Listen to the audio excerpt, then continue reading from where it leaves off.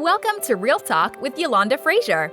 Yolanda is an ordained minister, author, counselor, motivation, and inspirational speaker. She is the CEO and founder of Enough International, whose mission is to help women and young children through education, empowerment, and encouragement. Join Yolanda as she shares her failures and success, and most importantly, how God gave her life hope, freedom, and the ability to walk in her purpose.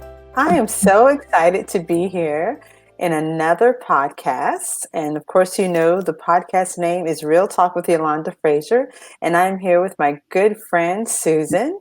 And so I am just really, really excited about getting started talking about this particular topic. And the topic is when my pain silenced my voice. Boy, could this go on? I mean, we could have hours of talk with this, Yolanda. Oh, There's yes. so yes. much. It's interesting because when I was kind of talking to you ahead of time, you were reminding me that pain isn't just a physical. Like I just threw my back out a couple of weeks ago. And when you think of pain, you think of that, for me, I think of that physical, but the emotional pain that we go through, I mean, it really shapes who we are, you know, mental pain.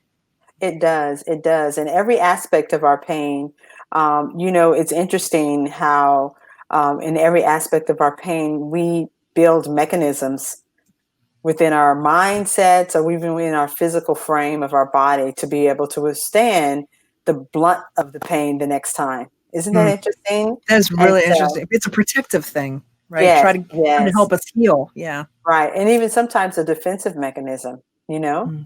And so we have to be able to capture and recognize those pain points in our lives and be able to understand why they happened, and also understand that we should allow ourselves to be able to heal from those pain points as well. I think of a song that's called Bring the Rain. And it talks about, you know, God, if this is what's going to get me closer to you, then bring the rain. If suffering and everything, man, I can't. It's too hard. Like I'm not there. I can't say, look, if it means, you know, I want to be there though. I mean, what is more important than being close to Christ? And if that means that pain will bring you to it, but just the word itself, pain, evokes so much fear. Yes. And, you know, that's a very good point.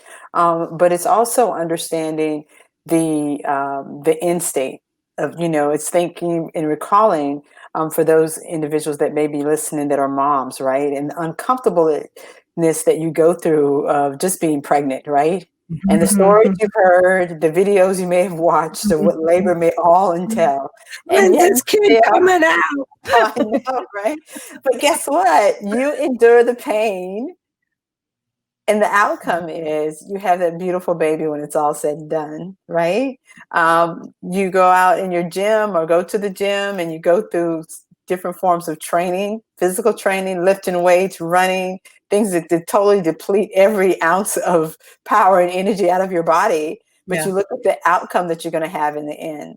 And so oftentimes, even in my own personal life, I made some choices sometimes based off my feelings, emotions, influences, or just doing stupid stuff, right? Yeah. And sometimes I suffered and had pain in my life, whether it was heartache and pain, physical pain.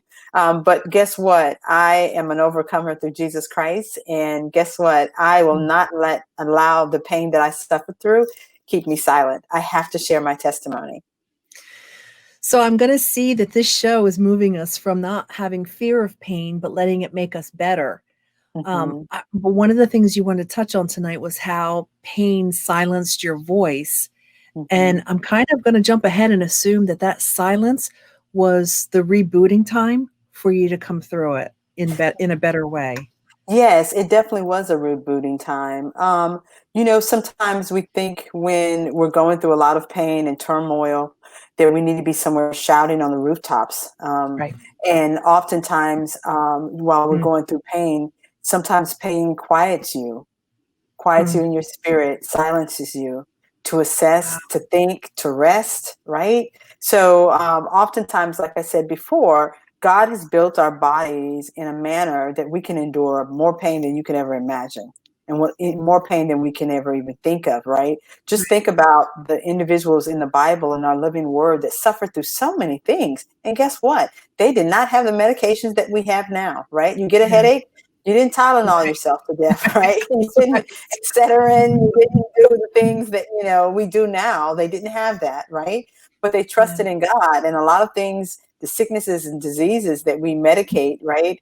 And oftentimes when you read through the word, Jesus laid his hands on it or he spoke it and cast it out. And Mm, so we have to understand and recognize that the pains that we endure, what do we do? What do you do when you suffer? What do you mm, do? Who do you talk to? Who do you go mhm. to? Right? What do you read? What's your attitude? And so for me, I had to learn in all those questions that Jesus was my answer.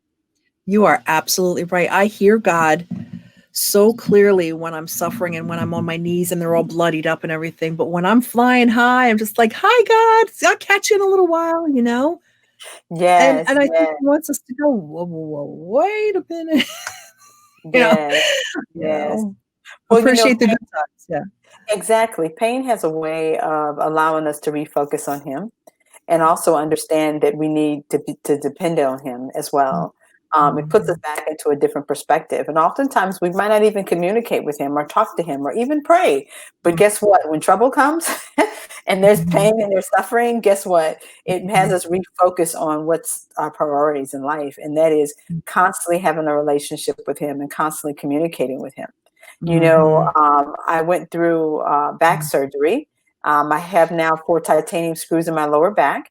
And I couldn't get up and move and do a lot of things that I was used to doing. I was basically really confined to a bed. I And I heard had that's a, like the worst surgery you can have. well, for So, I me, mean, it yeah. definitely was. It definitely was. We had to use a walker.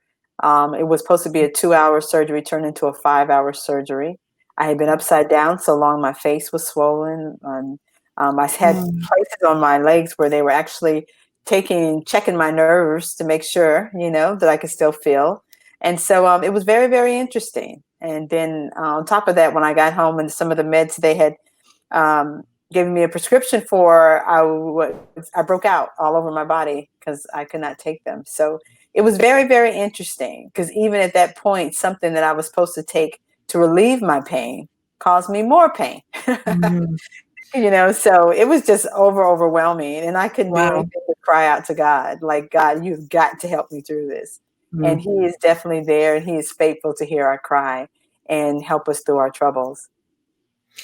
It makes me think, He doesn't ask us to do anything that He hasn't experienced. Like, if we think we've endured pain, like Jesus, emotionally, physically, mentally, spiritually, in all ways, so, has experienced and can understand. So it's not like he's allowing things to happen to us that He didn't go through 100 times worse.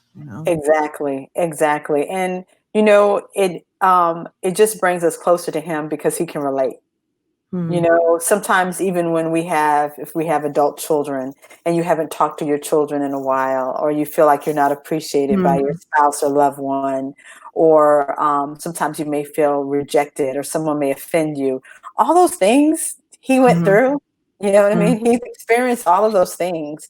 He's mhm, experienced rejection, right? He's experienced being offended. He's experienced when individuals didn't reach out and cry out to him and love on him.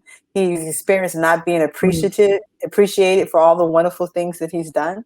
And mhm, so, he knows what we go through. And the wonderful part about him is he loves us no matter what, and he'll love us through that pain and mm. suffering. He was human. He gets it. He Yeah, gets every. I'm just yeah, thinking the more we talk through this, the more ways that we experience pain. And I think one of the coolest ways that we can relate with other people is understanding that they get what you're going through. Like, my husband and I had horrible marriage problems like 25 years ago. And hmm, now there's not anything that somebody can tell me about a marriage. They can be just completely broken down. And I can go, look, I'm telling you, I promise God can heal. But I remember the sadness and the loneliness and the fear and the absolute like heartbreak hmm, that I was going through, and I'm sure he was going through at the same time. And but for having people come around you that maybe have experienced that, instead of being judgmental, going, you know, I get it. And on top of that, I can tell you there's healing from this. There's gonna be another side. It's not like it's right. forever. Right, right. And I think that's where we are learning and growing so much as a society and as a culture, and even as women, is because instead of pointing or being judgmental or Mm, keeping our pain or our dysfunctions or our craziness in a closet, we've been able to mhm, expose it. Some of the most powerful, dynamic men and women leaders are leaders that are able to be transparent, right? mhm, And that mhm. they're able to share their tragedies, their Yeah. struggles, right? There are things where they totally just screwed up, right? And being able to just be able to be transparent with others and say, hey, look, you know what? I had that golden ticket, right? I found the golden Mhm, ticket. And the golden ticket is that Jesus is the answer. He mm, is the way, right? And he will change your life. He will do a total, not a 180, he'll do a 360 in your life and mhm, totally mhm, rewrite your mhm, story. And mhm, you have an awesome ending. You have an awesome ending when you trust him through it. And, mm. no matter how I tried to fix it on my own, it would never work out. No matter how I tried to basically put a band-aid over it, it wasn't helping the wound, right? And so Mhm. he said that he heals the brokenhearted. Isn't that something? Oh my gosh. Yes. Because I you can know. never explain why your heart hurts when someone hurts you. But Yeah. he said he will heal the broken heart. He'll heal you. He'll Mm, help you. And now we have the ability to do it as Christians because of his spirit that lives inside of us. mhm. You know, you being so vulnerable and so real. I mean, you've been honest about some of the struggles that you had in your marriage and stuff, and your first marriage, and the all again. We talk about the mental, physical, emotional, spiritual, financial, all of those kind of pains and everything. You came through it, and you're proof that there's healing and hope on the other side through Jesus. But if someone's watching this right now and they are in the pit, they are at the rock bottom place that's going to be, it's the lowest they're ever going to be, what would you say to them? What is the first step? So for me, the first step that I found out that helped me the most was just crying out to God. I Mm, used to think that nobody knew what was going on with me. I used to think that nobody cared. I used to mm, think that I was the only one going through. I used mhm. to be ashamed of it, Sure. right? Because nobody wants to say this is happening to them, Right. right? And what I did find out was that every tear that I cried was caught in a bottle by him, that Mm, he heard and saw everything that I was going through. And he basically provided me a way of escape. I said one day I'm going to write a book called I'll pray my way out.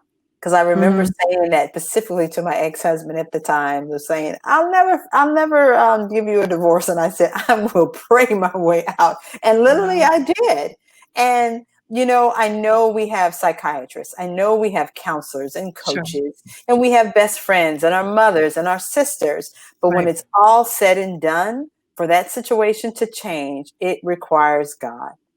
It requires God to infiltrate, saturate, pull it up from the root, whatever's necessary to infiltrate our situation, and He only can turn it around. And so, Mm, the same way Hannah cried out to Him about her situation, that's what I mhm, recommend to any woman. Cry out to God and believe mm. and trust God. You have got to do it. Hold Him accountable to do it, and He is faithful because He is an awesome, awesome Father. Yolanda, what would you say to someone who says, um, cry out to him? It's his fault. I'm in this situation to begin with. It's his fault. He's not taking this pain away. I mean, Mhm. I'll be honest. I mean, when my mom died, I was angry at God. I mean, what would you say to someone? It's not God's fault, and a lot of times it's our own decisions that have gotten us into this. He's weeping as we're making these decisions that put us into the corner, and then at the end Yes. we blame him. You know. Right. I think for me, it was understanding the word of God. When my grandmother died, I could just, oh my gosh, it was like someone cut my heart out. And my understanding was small, was minute, right? I did not come to the grips that everybody has a time expectancy here on earth. Right. So that was reality, correct? Right. Right.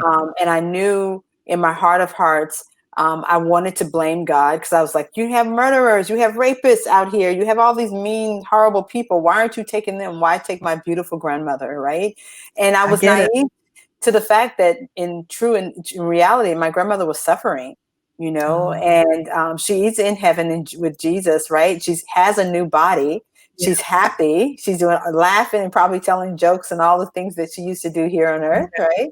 And so my ultimate goal is to live a life to see her again. When someone is going through any type of domestic physical abuse or any type of rape or any type of crime related situation, you seek help, you call 911, you run to your neighbor or call whoever you can, you leave that situation and go for help, get to a safe place, get your kids to a safe place. God expects us to use wisdom in all things, right? When I was talking about crying out to him, I'm talking about from the spiritual man. So you will be, you can have some form of sanity about yourself. But in situations where it's life and death, you do seek help. Don't stay in those situations or in those homes or in those environments and continue to go through that type of abuse. And, so I'm understanding physical care first. Yes. Just get yourself, your family out of immediate danger. And always praying for more support and help and wisdom. But Yolanda, you've got amazing resources that you work with. So someone who gets out of the situation, who's praying for help, I don't even know where to turn. They can contact you, right? You've got resources for housing, for financial, for, to get them, help them get back on their feet, right? Right. The wonderful thing about Enough International is it's basically a hub that connects with other organizations. We know as a nonprofit organization, we can't do it alone. And so it was my goal to be able to collaborate with other nonprofit organizations that provide other services that we do not.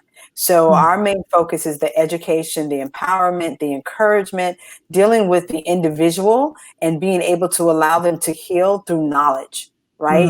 So in order for us to grow, for us to mature, for us not to continue to make consistent bad choices over and over consistently, right? You need to understand, why did I make that choice? You need to understand, was this a one-time choice that I made and I'll never do it again, right? Right. Or was it because you lack self-esteem?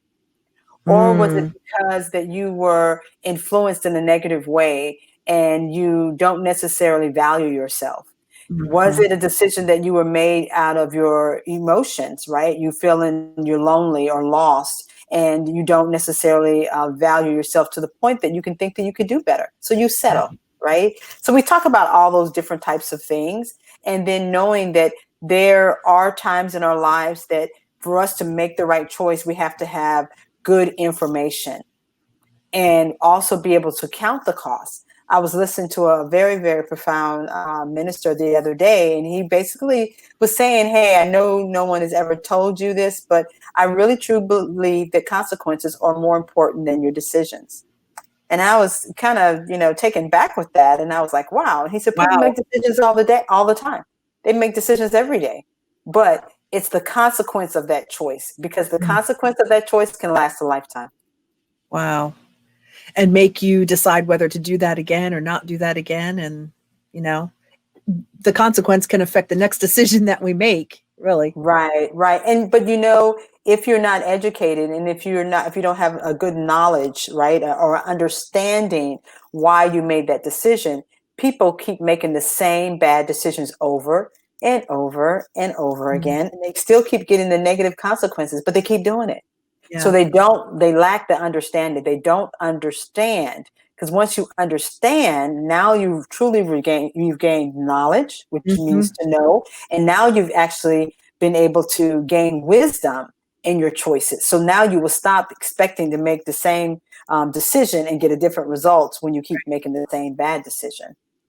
And maybe by connecting with you and getting that knowledge, there's more doors you can choose from. You don't just have that one or two door that, well, this is the lion and this is the bear. No, there's one with a kitten. There's one with a puppy. Yes. You just have to realize there's more than the doors you've already opened. That is true. That is true. But when you are reluctant to talk to anyone about your situation, when you're reluctant to even write it down, right?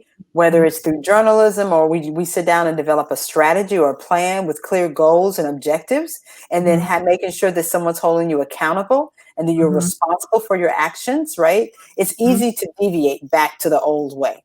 Yeah, it So you is. can come out of being a victim, but you can still have the victim mentality, and you're never growing, or you feel like you're stuck and you're Mm, never moving forward. And that's right where the enemy wants you to be. So mm, now you hardly talk about it, you don't share, and you're just living a life where you just seem like you're just surviving, just going mhm. from day to day, and you're not totally fulfilled the way God wants you to be. And as you've said before, I mean, the bottom line with pain is remember that God is love. God is Yes, love.